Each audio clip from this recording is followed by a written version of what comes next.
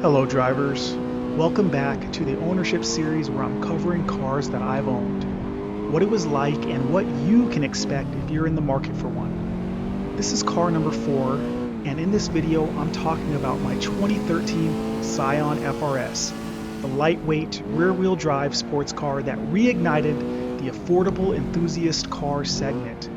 Co-developed by Toyota and Subaru, the FRS, also known as the Toyota 86 or Subaru BRZ, focused on handling purity and driver engagement over raw power.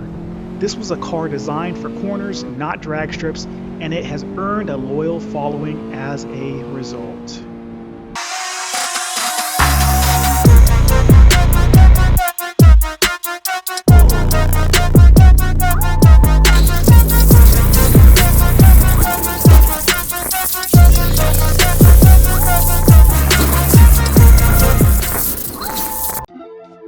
Back in 2013, I couldn't have been more excited to get out of my Mazda Speed 3 and back into a lightweight rear-wheel drive platform, especially one that was the successor of Initial D's AE86.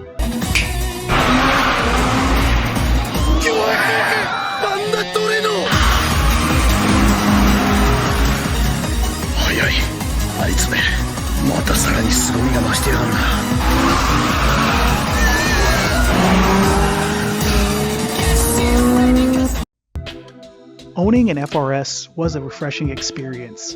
It reminded me that fun doesn't require big horsepower. The car's balance, the way it rotated through corners, and its willingness to dance at the edge of grip made every drive feel special. It felt like a real, true driver's car, lightweight, nimble, and responsive.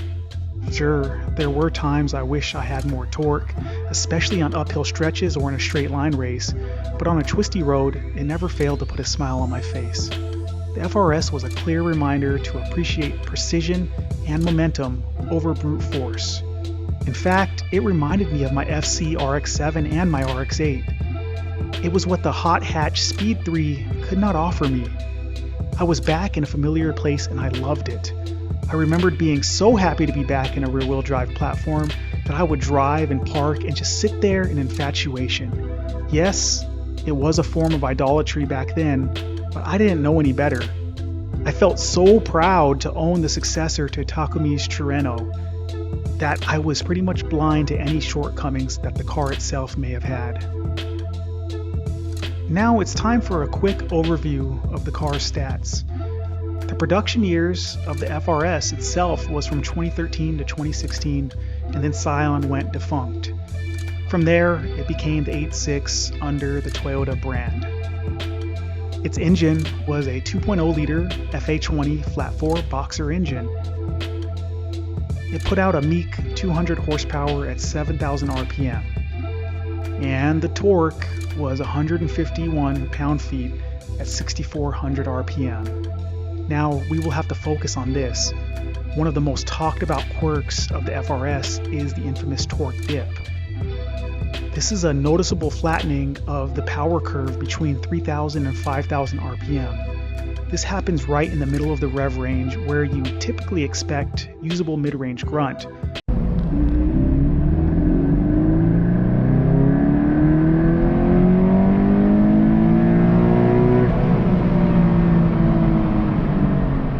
But instead, the engine feels sluggish before it wakes up again around 5,500 RPMs. Why does this happen? Well, it's primarily due to a compromise in the FA20's intake and exhaust tuning, as well as a conservative ECU mapping to meet the emission standards and improve fuel efficiency. The engine uses a combination of port and direct fuel injection, and the transition between these systems isn't perfectly smooth in the stock tune. The stock headers also play a role. Their design leads to exhaust flow inefficiencies in that specific RPM range. But you can make it better. Aftermarket headers, especially unequal length or equal length performance headers, can significantly reduce or eliminate the dip by improving the exhaust scavenging. ECU tuning via ECU tech, OFT, etc. can remap fueling and timing to smooth output power delivery across the rev range. Many owners see a dramatic improvement when combining both an aftermarket header and a tune. Despite this issue, the FRS remains a rewarding car to drive. But understanding the torque dip helps set realistic expectations and opens the door for smart upgrades that transform the driving experience. The 0 to 60 time was 6.2 to 6.5 seconds in a manual and 7 seconds in the automatic, with the quarter mile time coming in at 14.9 to 15.3 seconds. The curb weight was around 2,750 pounds to 2,800 pounds, depending on your transmission. And it got surprisingly good fuel economy, looking at 22 to 25 city and 30 to 34 miles per gallon highway.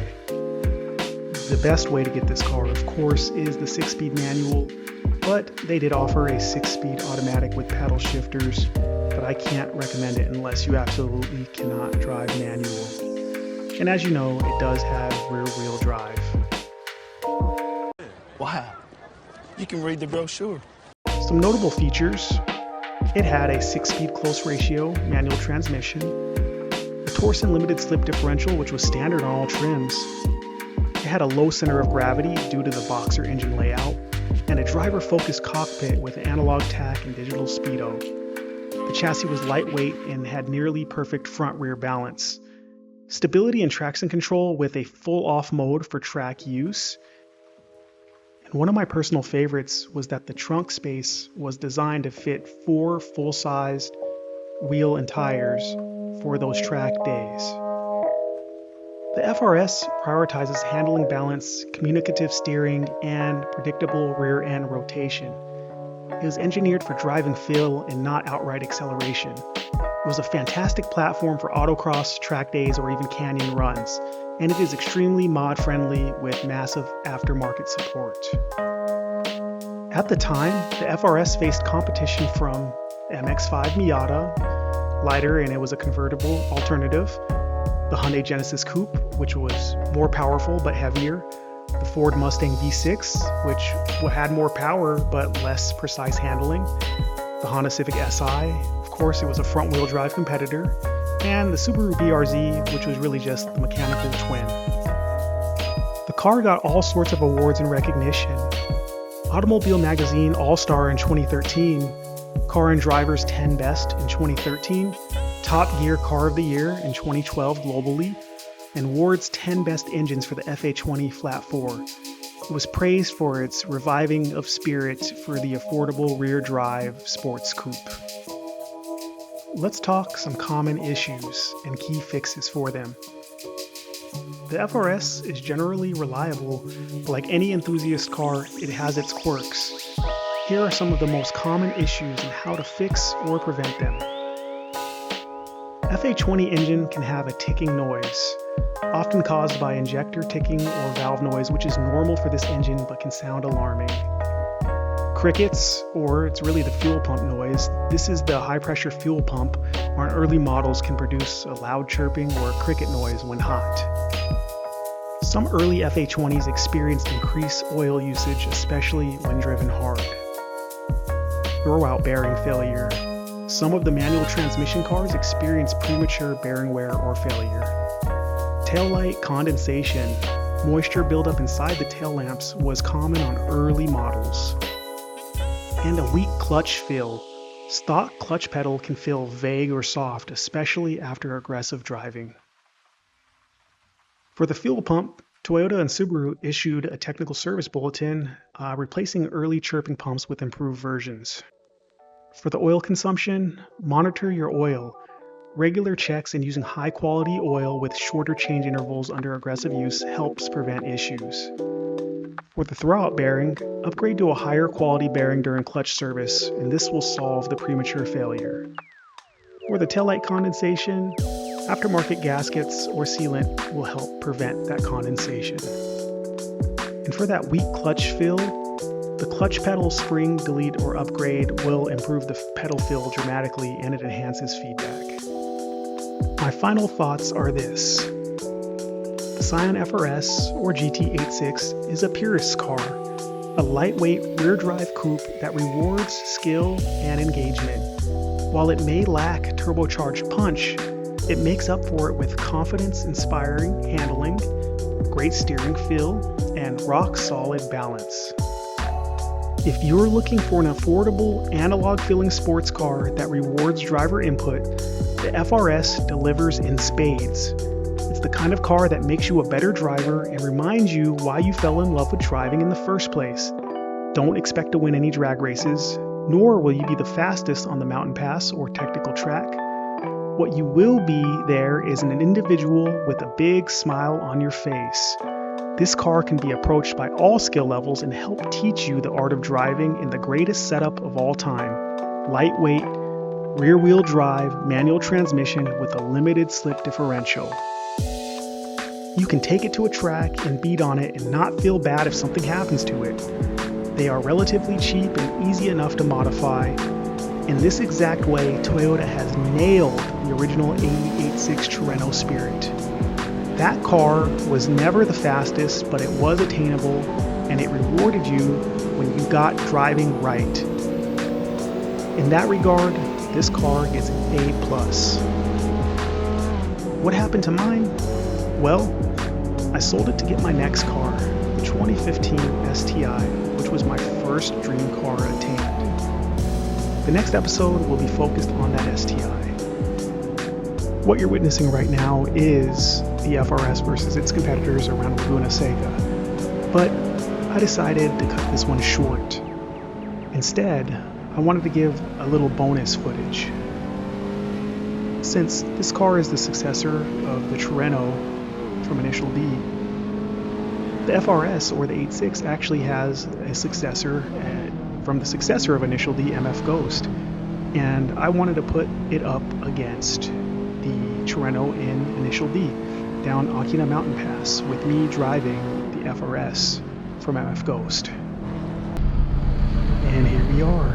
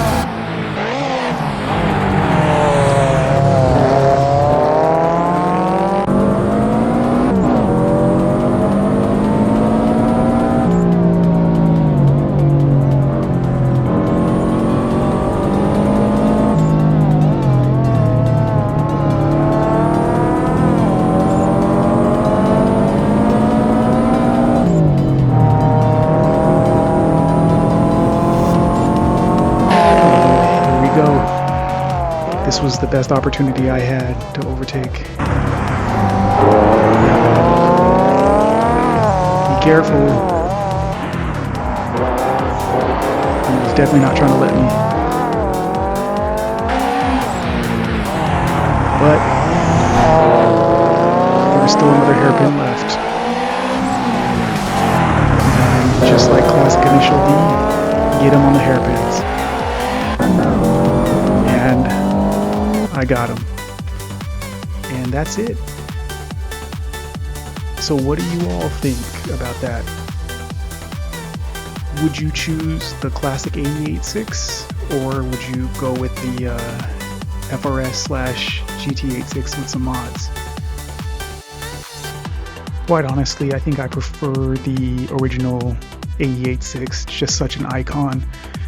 But I can see why the newer FRS/86 is a great platform to make it yours. And I anticipate as MF Ghost grows in popularity, those FRSs and 86s will also grow in popularity and probably become quite expensive, just like we saw with the 86. So if you can get your hands on a red FRS or 86, I would now. Personally, MF Ghost doesn't have the same level of magic that Initial D had, but I think that with the newer generation, it will eventually really take hold. So yeah, before those prices go up, you might want to consider that. But that's all we have for today. Thanks for tuning in. Again, the next video will be my STI. I'm looking forward to doing that one. But until that time, God bless you and your family. I'm out.